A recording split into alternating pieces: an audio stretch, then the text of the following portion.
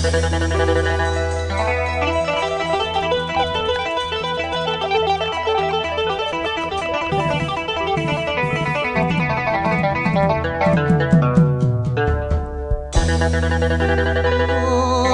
ง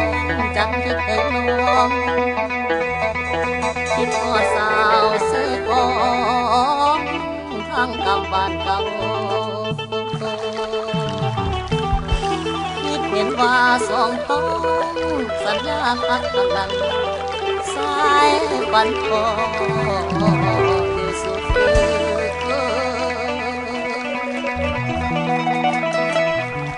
นั่งร่วมกันอยู่หาดทรา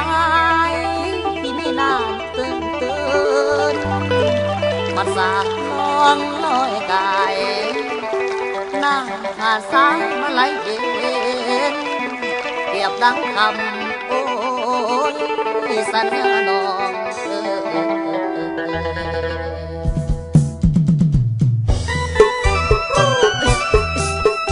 สำหรับลำก่อนนี้ฝากให้ทั้งสาวสี่กองดอกว่าอยู่บอกสาวสี่กอง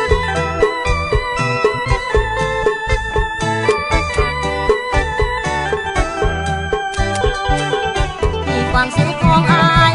ยังมองหัวใจเลื่อนลอยคิดเห็นแต่น้องสัญญาสองเราที่ฟังเสียงกอง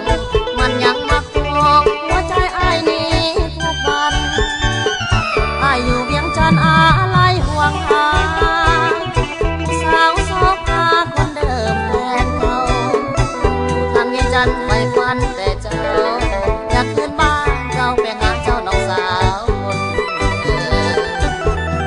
เป็นไดโนผู้สาวสกองทางกำบันเก่าเดี๋ยวนี้เขาแฟนสายผู้นั้นคอยท่าบ่นอให้คิดพอแก้มฟังเสียงกองสองเราคุยสัญญาข้างกันเข้ากันอยู่เวียงจันทร์ไอ้น้องฝันมีตายังบ่ทันกลับมาเทียบบ่ทันได้วางพอเพียงนางสาวเสียงกองบากายใจเจ้าอย่าเปลี่ยนแปลงงานวันแต่งคงจะมีอย่าได้นายนี้รออายเด้อสาวสีกองไอ้คิดถึงเจ้าคืนวันจนน้ำตานองอยากมาเพียงทองบอกนางในงานนี้บ้างานของอายยังบ่ทันสิ้นโปรดเด้อทวินอย่าคิดว่าสายล่อลวงสิ้นงานเมื่อใดจะกลับเมื่อพุ่มพวงจะเมื่อเดินควงสาวสีกองเขาวันนี้บ้าไอ้ล่อคอยใส่เด้อละไอ้ล่อคอยใส่เด้อละคำสัญญาน้องจะได้เปลี่ยนสาวสีกองคนรักมากอายใจตั้งแฟนต่อสายสิ้นงานแล้วเต้าสาวยันสู่ใหม่สัญญาฟังใจอย่าแปรเปลี่ยน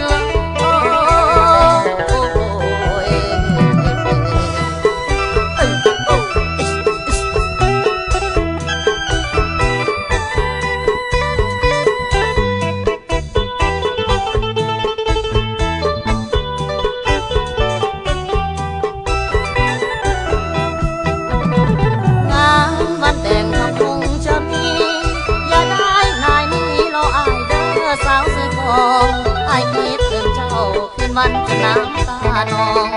อยากมาเพียงทองบอกนางในงานวิวางานของอายยังว่าทันสิ้นโปรดเดินบินอย่าคิดว่าสายล่อลวง